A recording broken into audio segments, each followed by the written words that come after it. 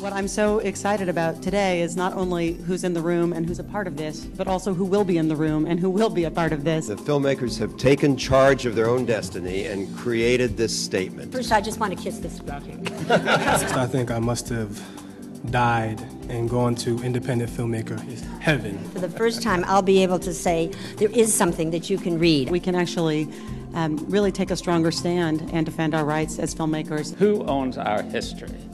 This is fair use.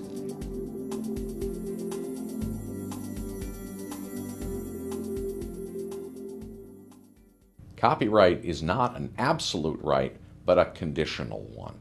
In our country, under our laws and our Constitution, copyright exists for one purpose and one purpose only: to promote the progress of science and useful arts. Art doesn't come from nowhere. Cultural progress depends on the ability of artists to make reasonable use of pre-existing material, and that includes copyrighted material. This is especially true today for filmmakers who operate in a media-saturated environment. In order to be able to comment on that environment, in order to be able even to depict that environment, they need reasonable access to other people's copyrighted material. Fair use in copyright law exists to assure that that access continues to be available. And it exists for another reason as well. Out of hand, copyright can become an instrument of censorship, not official censorship, but private censorship. And fair use is a safeguard against such misuse of copyright. People are just scared to use fair use. I know that I was scared away from using it. You know, with my first film, I Am a Man, which also uses a lot of images from popular culture, taking a look at, black masculinity, lawyers, would scare me and say, you can't fair, this does qualify for fair use, but I wouldn't use it if I were you. And that's really when I've started to act as though fair use does not exist. Because every time I've tried to think it did, I would be, surprised by some, incidental piece of music in a scene that the lawyers got worried about, errors and omissions insurance people got concerned about, or a client got concerned about.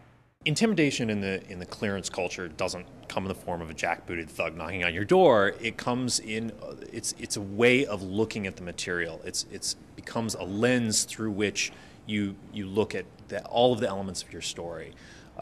Everything becomes about, can I clear the rights for this particular image before even deciding whether it's worth using in the story.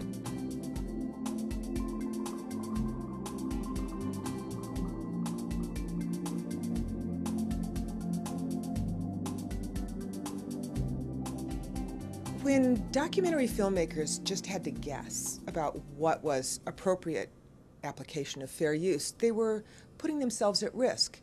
What if they guessed wrong? What they really needed to know was what their community felt, and particularly the professional, the veterans, the people who have some experience. And what we found when we talked to members of 5 different filmmaker organizations across the country was that there was remarkable consensus among professional filmmakers who had 2 films nationally distributed about what was appropriate and reasonable application of this statute.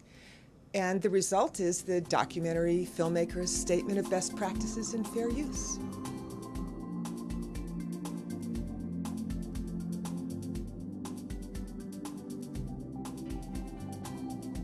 Susan, it's probably the most frivolous issue of all, but how many women, or is there any way of knowing how many women, vote for a male candidate because they find him attractive? I think what you can't do is play down to teenagers, play down to the young people. No teenager is going to be satisfied with a PG-13 rated horror film.